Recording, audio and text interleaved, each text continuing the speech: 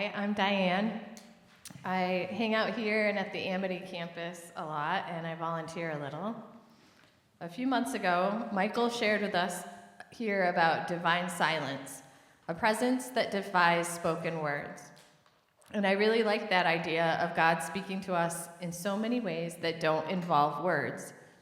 Our languages are so clunky that it seems so easy to misinterpret words, and sometimes perhaps easier to get a point across with sounds, whether music or the tone of our voice or with visually appreciated art forms.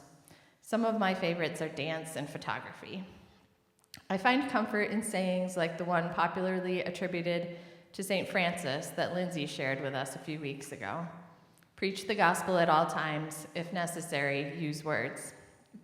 But the real reason I would rather communicate non-verbally is because I really struggle with words and with speaking.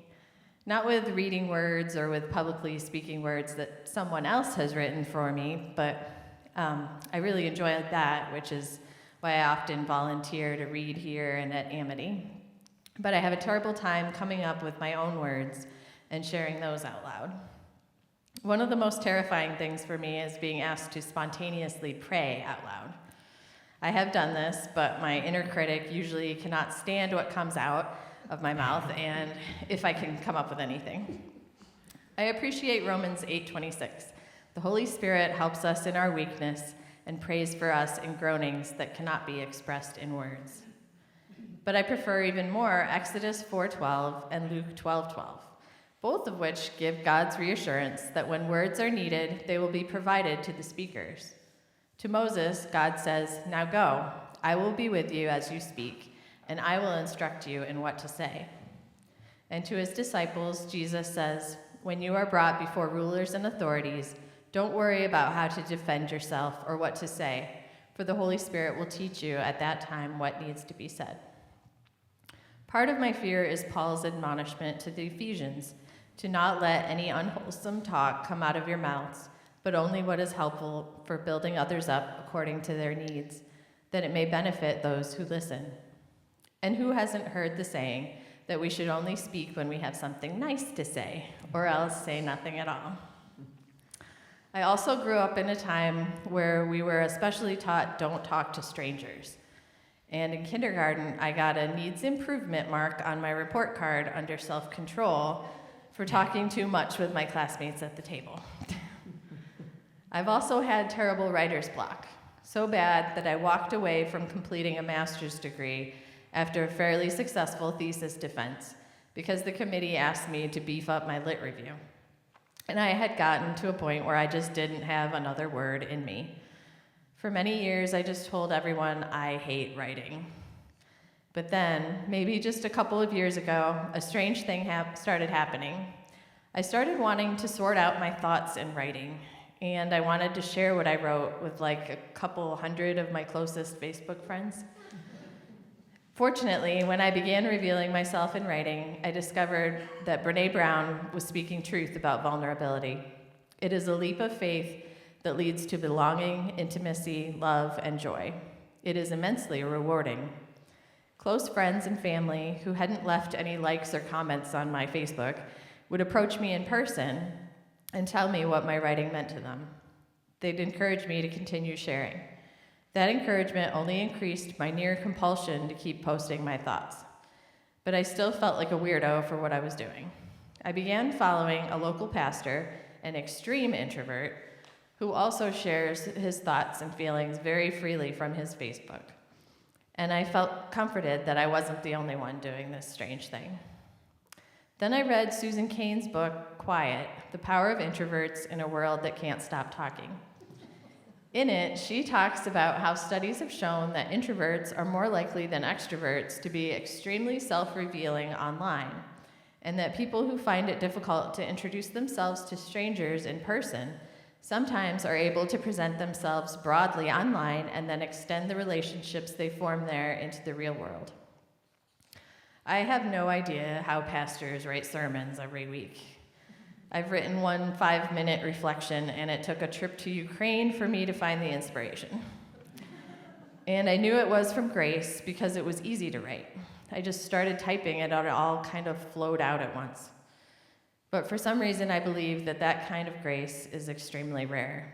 I assume it would take darn near a miracle for me to get the inspiration to write something at all worth sharing. And it's something that I can neither expect nor force. Inspiration neither comes or it doesn't.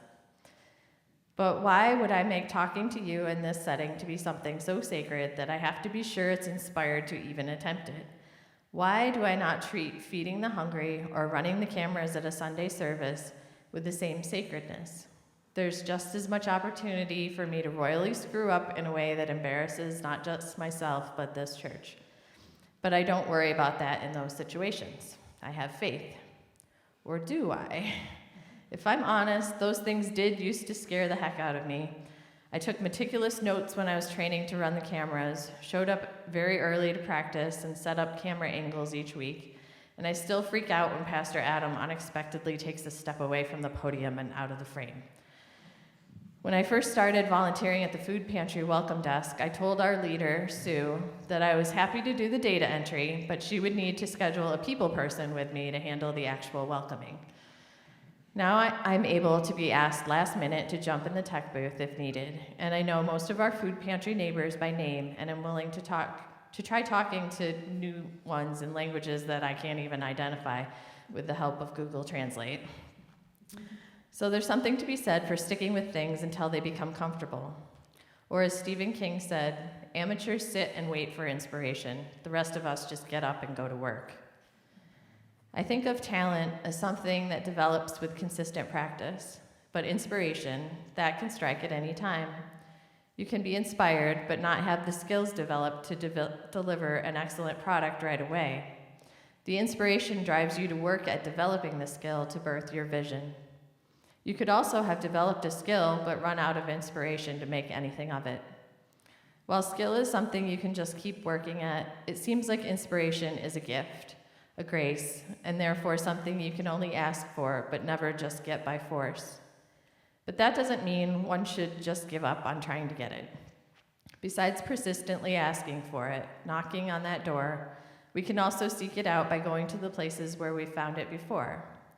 There's no guarantee it will be there again, but by taking those steps, we put our hearts in a place where we are ready to receive.